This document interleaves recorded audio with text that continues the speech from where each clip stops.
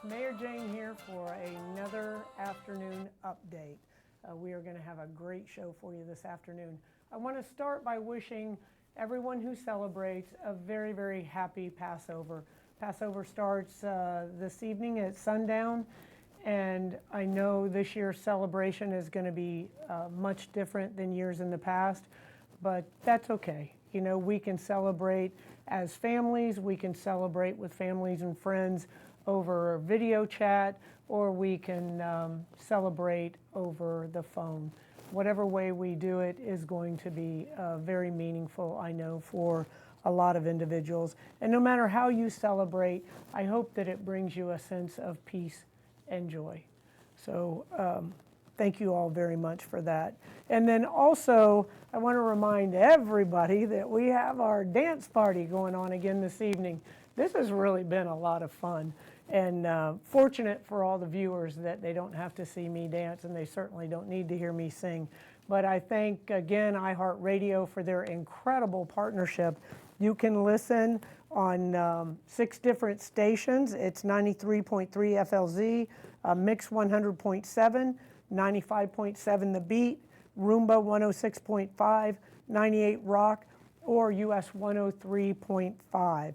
And it is this evening, as it is every evening at 6 p.m. And now you can go on to follow the city's Twitter account at City of Tampa, and you can actually vote on what songs you want to hear each and every evening. From what I hear, the song I voted for is not winning this evening, but that's okay. As long as everybody dances, it'll be a lot of fun. And remember, send your videos and your pictures of yourself dancing to at City of Tampa or hashtag something. I can't remember now. But at City of Tampa, you can send them there. Now let me give you a case update. We have 626 total cases of COVID-19 in Hillsborough County. Those are continuing to rise, as you know. We've had 7 deaths. Unfortunately, there have been 2 additional deaths since the last update that we provided. In Florida, there are 15,456 total cases with 309 deaths statewide. So I want to introduce our guest this evening. As I told you yesterday when we had a show with Congresswoman Kathy Castor, who talked a great deal about the funding, federal funding that is being released through the CARES Act. And today we have another very, very special guest and a great friend, Eileen Rodriguez. She is the Regional Director of the Small Business Development Center, which is a part of USF's MUMA School of Business. And she has worked with SBDC since 1997, so she knows what she's talking about. And she specializes in international business and WMBE issues as well. So thank you so much, Eileen, for taking your time out of your very busy schedule to come and answer a lot of questions. There are so many questions going around. Clearly a lot of anxiety for our small businesses. Right. As I have said, you know, time and time again, I share the fact that small businesses are the backbone of our economy here in the city of Tampa. And we do everything that we can to ensure that those businesses are successful. And unfortunately, a lot of those businesses have literally had the rugs pulled out from under them during these trying times. So there are a lot of questions. So could you just start out by describing what the Florida Small Business Emergency Bridge Loan Program, how it works, and who might qualify for those funding? Certainly. Thank you for having me. Yeah. I really enjoy being here. Good. So the program started on March the 16th. This program is not new. We've had this program in the past. If we remember back to Hurricane Irma and even the red tide, that's the same program that was activated during those emergency situations as well. This year it started on March 16th, and the governor funded that particular bridge loan program with $50 million. And so each business owner can go and apply for up to $50,000. For each loan. In some special cases, they can apply for $100,000, but for the majority of the people, they can apply for $50,000. And And this program, you're going to apply via the Department of Economic Opportunities website, because they're the ones that are really kind of managing that entire loan program. Okay. So it's their program. The governor released the funds for it. So who can benefit from this? Small business owners who have between 2 and 100 employees. So those are the folks that can really benefit from that particular loan program. So those are the folks that are going to have the 2 to 100 employees, and that also includes 1099. So that's a little bit different than the last time we ran the program. So it's nice. They've expanded it to include contract workers as well. Oh, good. So that's excellent. Yes, that is very good news. Now, I have a question for you, too, that it was $50 million and sort of advertised as a first-come, first-serve.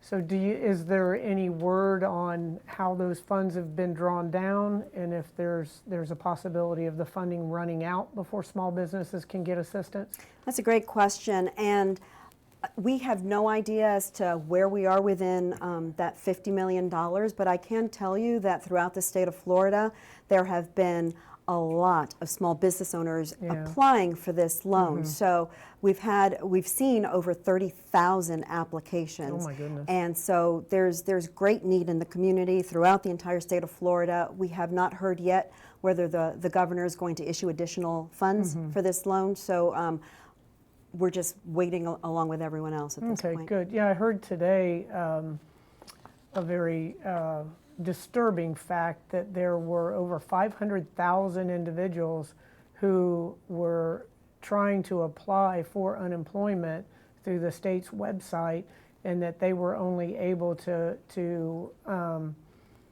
basically to handle up to 5,000 applications a week. And Right. so that's, people that are waiting desperately for Right. funding. I hope that we're able to find a solution to that. So what's the best way for small business owners to apply for the program? So for the state program, the best way for them to apply, in fact, the only way for them to apply is via DEO's website. So if they go to floridajobs.gov, I believe, they can actually go and apply right online. Let me go ahead and make sure I'm giving you the right. Yes, it's floridajobs.org. I apologize. Okay. floridajobs.org. So they can apply directly online. That's the only way to apply right now. So that's how they need to go and apply. But again, bear in mind that we have quite a number of applications, and it is first come, first serve. Okay. And we actually had some of our city attorneys prepared to walk individuals through that application process too, because from my understanding, it's a little bit onerous. So there are a few federal programs as well. Can you run us through those? Certainly. So there are 2 federal programs right now that are specifically for the small businesses. The first one is the Economic Injury Disaster Loan, otherwise known as EIDL. And that particular program started on March 27th. That's when it got rolled out, and that's when the state of Florida became eligible and was declared a disaster. So small business owners can apply for the EIDL loan. This is at the SBA level. So again, federal, the Small Business Administration. And what small businesses need to know is that they need to apply directly with the SBA at sba.gov. Okay. So that's the only portal that you can go through to get that particular loan.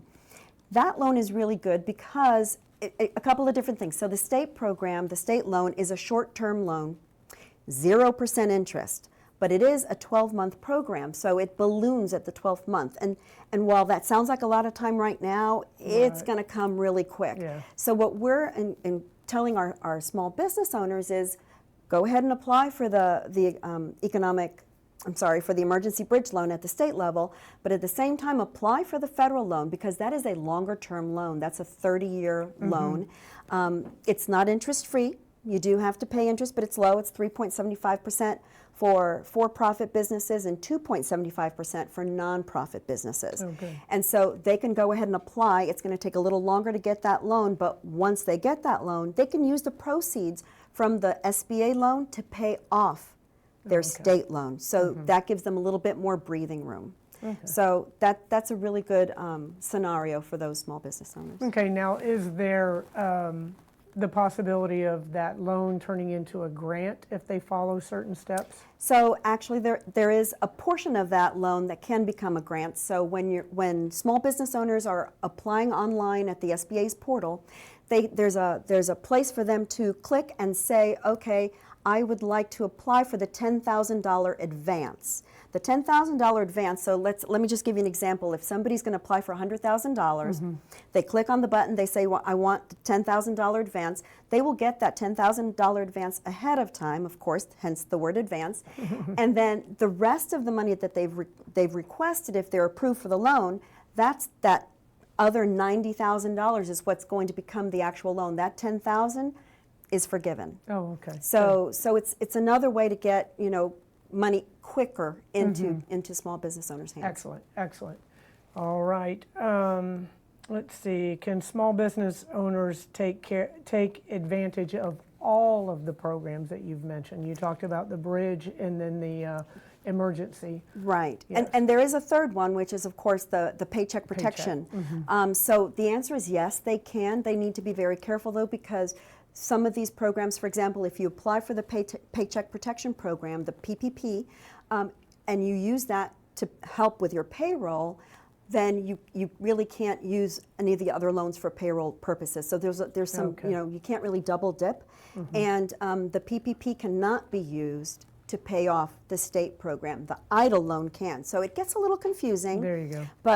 But honestly, there's a lot of information on our websites. If you go to the SBA website, the information is on there, as well as the DEO's website. Okay, good, good. And it probably will be a little difficult to walk through all the nuances, and that's why we're continuing to have individuals on the program that can inform a lot of the viewers as to the particular questions. And we're going to actually have a labor attorney on that knows what, a lot of the qualifications, specific qualifications, and a lot of the nuances that he'll be able to address, which is very, very important. What are the best websites for accurate, up-to-the-minute information? So there's so much information out there, and I really want to caution everybody to be very careful where they're getting their information from. They really need to go to the source. So for the state loan process, they need to go to the state website, which I mentioned previously is floridajobs.org. For the federal loans, they need to go to the SBA.gov website. For the PPP, really the best place for small business owners to get information is they should go directly to their banks, because every loan program has a different source. The PPP is the only one where you go directly to a bank to apply for that particular loan. So if they have an existing relationship with a bank, they need to start there. If their bank is not participating in that particular program, then they need to shop around and see which bank will afford them that particular loan, which would be an SBA lender. And the reason that this funding is going through the banks is to get it out to the small businesses quicker. So everyone needs to understand that this is a brand new program funding source, and that the rule book has not been written yet. So there's a lot of questions. So don't get frustrated. We're going to have information for you. We'll direct you to the websites. There are lending institutions. I know I spoke to someone from Bank of America, and they've already received some of this funding, and they've actually reached out to a lot of the businesses that they work with on a regular basis. So there's a lot of questions that will need to be answered, but we can create this process as we go through it together. So don't get frustrated. It's out there for you. So how about a one-person business? Can they apply? Great question. So unfortunately, a self-employed person cannot apply for the state bridge loan because it has to be 2 people to 100. However, they can take advantage of the EIDL loan. So the SBA Economic Injury Disaster Loan is built for self-employed. So yes, they can go after that. And then on the EIDL, their nonprofits are included, correct? That's correct. And then is the threshold 500 and below? That is correct. Okay. Yeah, at the federal level, it's 500. Okay. All right, let's see. Is there help available for a business owner who's struggling to complete these applications? There is. I'm going to ask everybody for their patience and their understanding. We have tens of thousands of emails and phone calls and people that are looking for assistance, and we're trying to help everybody, but as you can imagine, it's daunting. It's a very daunting process, and so yes, we will reach out to you, just we're asking for everybody's patience. Do you know if anyone has crafted an FAQ sheet? And where, is that on your website as yes, well? if you go to Okay. our website, you will find it. Our website is sbdctampabay.com. But again, at the SBA website, at the DEO website, that's really where you're going to find a lot of that information. Excellent. Yes. And if you're technologically challenged, like I am, those FAQs are always wonderful because it seems that the issues that I have are the same ones that others frequently encounter. So that would be the first stop, is to go to those FAQs and check those out first and foremost. So do we have questions from our callers? We do. First question is, we applied to Wells Fargo for a Paycheck Protection program on Saturday. By Sunday, they stated that they were taking no more names. They never took our actual application. On Tuesday, they stated in an email, due to high demand, they're no longer processing applications. What should I do? They should look at other banks. Like I said, there are plenty of banks out there that are SBA lenders, and I would definitely start with those banks.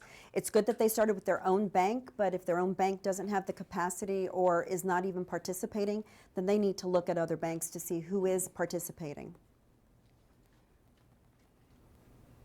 How much of the Florida emergency loan has been allocated? When will businesses begin to get responses if you applied 2 weeks ago? Says Marisol R on Facebook.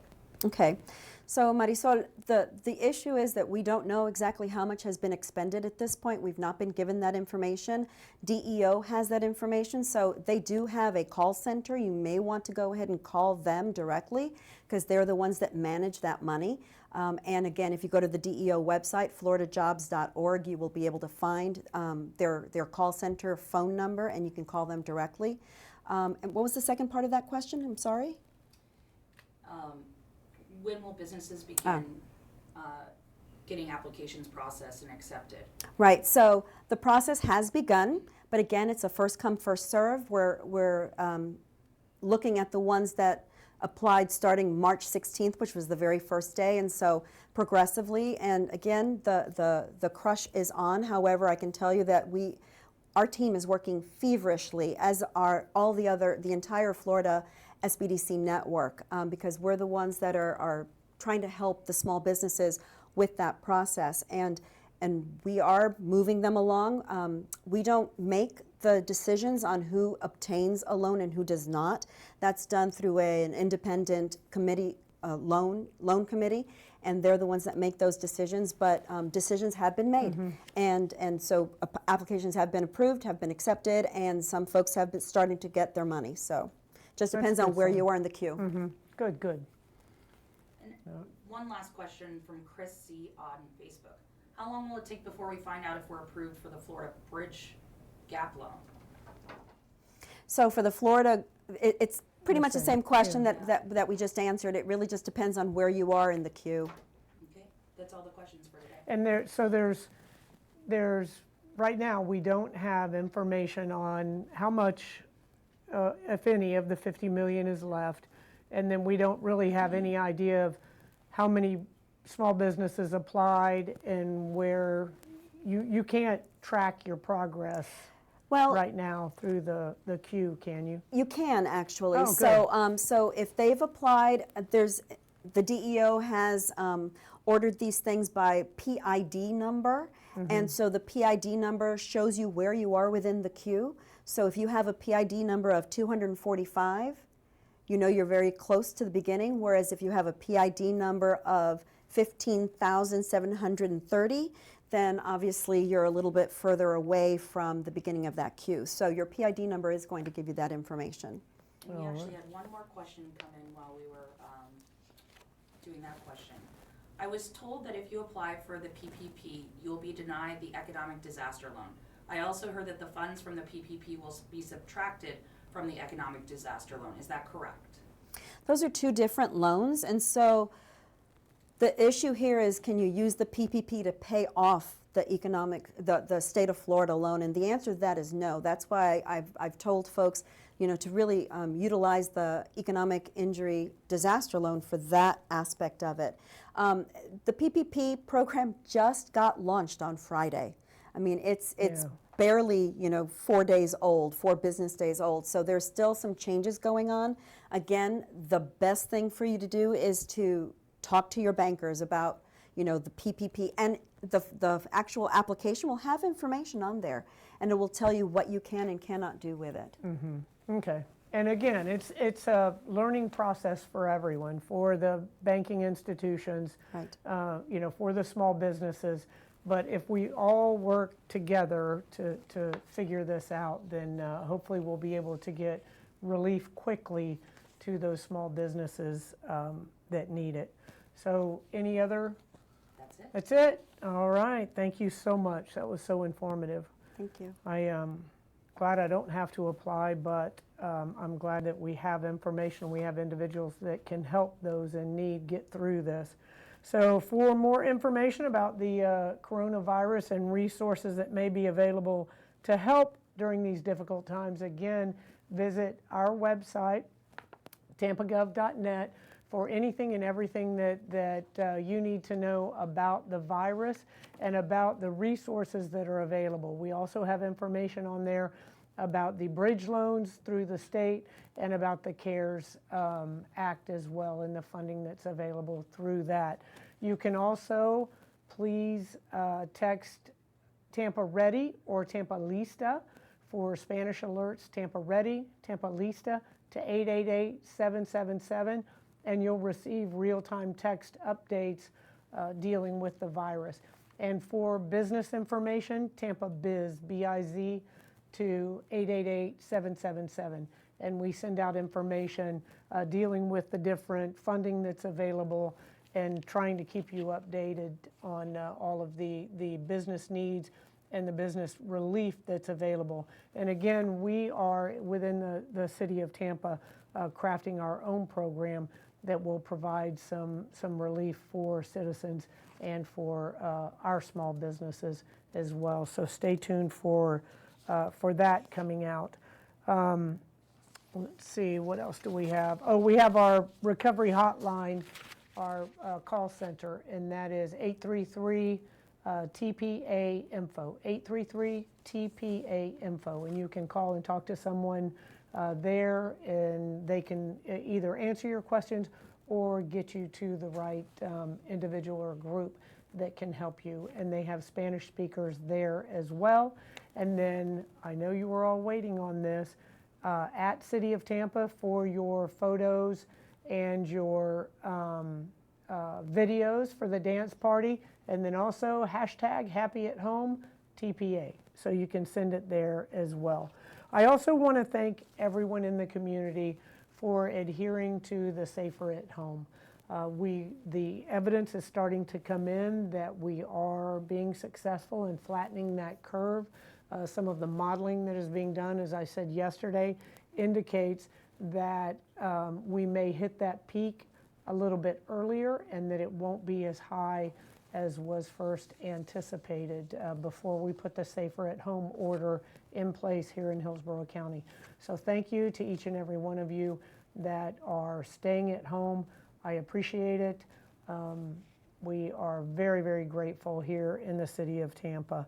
And remember that the social distancing is the key to flattening that curve. So making sure you're staying 6 feet away from each other, and then taking those simple steps to disinfect, hand washing, and then cleaning surfaces with an alcohol content disinfectant. So very important. Also, if you have it available, please wear a mask when you're out in public. And a mask can be made out of anything. A bandana, a lot of people are making the cloth masks to just provide to our community. And then we are still on the hunt for as many N95 masks as we can possibly find. But that is encouraged. The CDC came out with that. There are a lot of cities that are starting to require that, and it's a step that I would like to take, but we have to be able to ensure that everyone is able to have the masks in order to wear them if it becomes something that is mandated. So thank you all very much for keeping up all the good work. And as I always ask you, please, please, please remember to be kind. We want kindness to be more contagious than this virus here in Tampa, and I know that we can all do it working together. Lastly, I want to give a big shout out and a huge, huge thank you to everyone that's out there on the front lines, all of our healthcare workers that are out there working long hours to take care of those individuals that have been stricken with this virus, and also for those that are in intensive care and doing everything that they can to get those individuals back up on their feet. Thank you to all of our first responders. The people that don't have a choice, that have to be out there at work every day making sure that our community is safe. Thank you to all of the City of Tampa workers. Everyone on our team, all 4,500 members, are essential in my eyes. And some of you are out there making sure every day that our water is clean and available. The sanitation, we're picking up all of the debris out in our community, fixing the broken water pipes, taking care of that wastewater. You are the heroes in our community because you're out there getting the job done every single day. So I say thank you very much, and our community says thank you for all that you do every day to make sure that we are safe. I know the frustration. I know that these are hard times for each and every one of us, and it can be frustrating, but it's not going to be much longer. And please adhere to the safer at home. And the longer we stay away from each other here, the quicker we're going to get out from under this virus, and we're going to be able to go back to our day-to-day activities. So again, thanks to everyone that's doing what it takes to keep our community safe. And try to find the good in things out there. Be kind to your neighbors. Call and see if somebody needs something. Help out the kids. I know that there's a great deal of appreciation for teachers now that the parents are all doing the schooling from home. But, just try to find a way that you can be kind to others in our community. It's what makes us the greatest city in the nation, is that we all come together to help each other out. All right, so make sure you stay healthy, you stay safe, stay kind, and by all means, stay at home. And lastly, get out there at 6 o'clock and dance like nobody's watching. Thank you all, and thank you, Eileen. We appreciate it. Thanks. Take care.